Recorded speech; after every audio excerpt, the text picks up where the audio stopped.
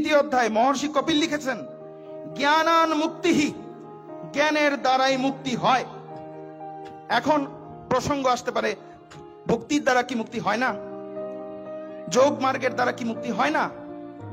কর্মের দ্বারা কি মুক্তি হয় না? এর উত্তর হচ্ছে, জ্ঞানের দ্বারাই আপনার মুক্তি লাভ সম্ভব। ধন্যবাদ শ্রী সন্দীপন সরকার, শিক্ষা ও শাস্ত্রার্থ সমন্বয় বাংলাদেশ অগ্নিবী ঢাকা বিভাগ শাখাকে আমাদের পরিবেশ সম্পর্কে কিছু মূল্যবান বক্তব্য প্রদান করার জন্য। কিন্তু এগুলো হচ্ছে আপনার জ্ঞান লাভের সহায়ক। এখন আমি একটা পাত্রে দুধ রাখতে চাই, দুগ্ধ হচ্ছে শুদ্ধ বস্তু। এখন সেই পাত্রটা যদি নোংরা হয়, সেটাতে যদি তেল ময়লা লেগে থাকে, সেই পাত্রটাকে দুধ রাখলে কি দুধটা ভালো থাকবে? কখনোই না। তো দুধ রাখার জন্য সেই পাত্রটাকে আগে মার্জন করতে হবে, ঘষে পরিষ্কার করতে হবে। এই শুদ্ধ করার কাজটা করে এই যে কর্ম, ব্রহ্মসূত্র বেদান্ত দর্শনে বলা হচ্ছে, অগ্নিহোত্রাদি কর্ম তু তদ্দর্শনাৎ। অগ্নিহোত্রাদি কর্ম সেই ব্রহ্মের সাক্ষাৎকার লাভের জন্য সহায়ক। এগুলো সিঁড়ি বলতে পারেন। আপনি এক লাফে তো 10তলা বিল্ডিং এ উঠতে পারবেন না। আপনি একদিনে সম্পূর্ণ উপনিষদ পড়ে শেষ করে ফেলছেন, গুরু শরণাগত হয়েছেন, কিন্তু আপনার মধ্যে কোনো চারিত্রিক পরিবর্তন নাই, আপনি ধর্মযুক্ত কর্ম করেন নাই, আপনার চিত্তশুদ্ধি হবে কিভাবে? আপনার মধ্যে সম দম তপ শৌচ ইন্দ্রিয় নিগ্রহ কিছুই নাই, আপনি কিভাবে ব্রহ্মজ্ঞানী হয়ে যাবেন? বই পড়ে ব্রহ্মজ্ঞানী হওয়া যায়? তাহলে কি আর উপনিষদে গুরুর শরণাগত হতে বলা হইতো না? তো কর্ম, ভক্তি, ধ্যান এগুলো হচ্ছে সহায়ক সিঁড়ি, সোপান।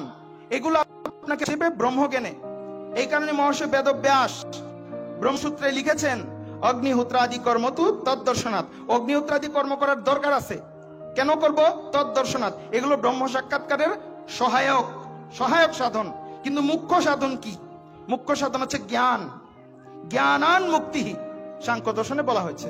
তো সেই ব্রহ্মজ্ঞান লাভের জন্য গুরুর শরণাগত হতে হবে, বেদাধ্যয়ন করতে হবে, বেদাধ্যয়ন শুরু করতে হবে, তারপর সৎসঙ্গ করতে হবে, গুরু আচার্য বিদ্বান সন্ন্যাসী এদের সৎসঙ্গ করতে হবে, তারপর জ্ঞান অর্জন করতে হবে। জ্ঞান অর্জনের প্রক্রিয়া কি?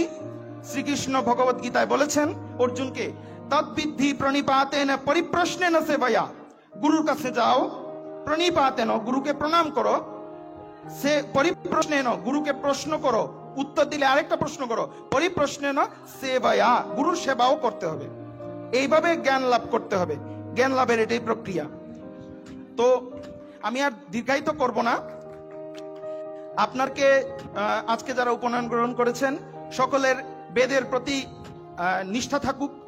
বেদের মধ্যে দৃঢ় যে বিশ্বাস, বেদের প্রতি ঈশ্বরের অভ্রান্ত বাণী, বেদের প্রতি, এটাকেই বলা হয় আস্তিক্য বুদ্ধি।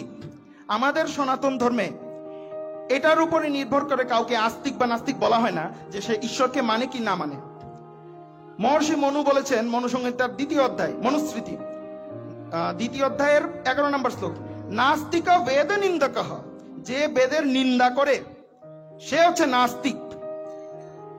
অতএব বেদকে মানতে হবে। সমস্ত ঋষি মুনিগণ বেদকে মেনেছেন, বৈদিক কর্মকাণ্ড করেছেন, কিন্তু কর্মটা কিরূপ হতে হবে সেটাও বলা হয়েছে, কুর্বন্নে এব ইহ কর্মাণি। কর্ম করো। কোন কর্ম করো? মন্ত্রে বলা হচ্ছে যে বেদোক্ত নিষ্কাম করো।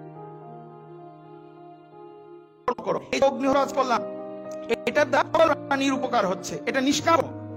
বৈদিক কর্ম আছে, যার সন্তান নাই সে পুত্রের যজ্ঞ করবে, যে নিজের রাজ্যের কল্যাণ চায় সে অশ্বমেধ আদি যজ্ঞ করবে। তো বেদের যজ্ঞ, বৈদিক যজ্ঞ মাত্রই যে শুধুমাত্র সকাম যজ্ঞ তা কিন্তু নয়। তো আমরা বৈদিক মার্গে চলবো, বেদোক্ত কর্ম করব, এবং জ্ঞান কর্ম ভক্তি উপাসনা এগুলোকে সমন্বয় করে চলতে হবে। তখনই আপনার মধ্যে বিজ্ঞান উৎপন্ন হবে। বিজ্ঞান কি? বিশেষ জ্ঞান। এই বিজ্ঞান সায়েন্স এন্ড টেকনোলজি না। এই বিজ্ঞান হচ্ছে বিশেষ জ্ঞান, যেটাকে ব্রহ্মজ্ঞান বলি, আত্মজ্ঞান বলি। তখনই আপনার আত্ম সাক্ষাৎকার হবে। তদা দ্রষ্টু স্বরূপেণ অবস্থানম, যোগদর্শনে পতঞ্জলি বলেছেন, তখনই দ্রষ্টা জীবাত্মা আত্মস্বরূপে স্থিত হয়, নিজের আত্মার স্বরূপকে জানে, যে আমি আত্মা, আমি শরীর নই। এখন তো শুধু মুখের কথা বলি যে আমি শরীর নই, কিন্তু প্রত্যেকটা জীব দেহাত্ম বুদ্ধি সম্পন্ন, দেহকেই আত্মা মনে করে, শরীরকে নিজের আত্মা মনে করে। তো এই কারণে আত্মজ্ঞানের আবশ্যকতা রয়েছে, বেদাধ্যয়নের আবশ্যকতা রয়েছে, এবং উপনয়নের পরবর্তী সমস্ত নিয়ম কানুন মেনে চলতে হবে। কেন এগুলো না করে আপনার মধ্যে সম, তপ, শৌচ, ইন্দ্রিয় নিগ্রহ, সত্যের আচরণ এগুলো আসবে না। কাজে আশা করি আপনারা সকলে বৈদিক মার্গে চলার চেষ্টা করবেন, বেদকে নিজের হৃদয়ে ধারণ করবেন, তাহলে দেখবেন সনাতন সমাজ কখনো বিপদগামী হবে না, আপনার সন্তান কখনো ধর্মান্তরিত হবে না। সন্তানকে সঠিক জ্ঞান দিন।